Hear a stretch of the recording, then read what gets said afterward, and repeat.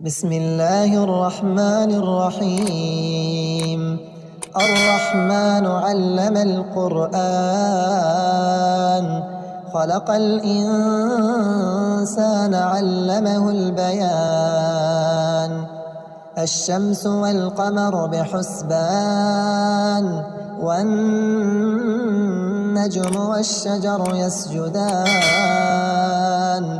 والسماء رفعها ووضع الميزان، ألا تطغوا في الميزان، وأقيموا الوزن بالقسط ولا تخسروا الميزان.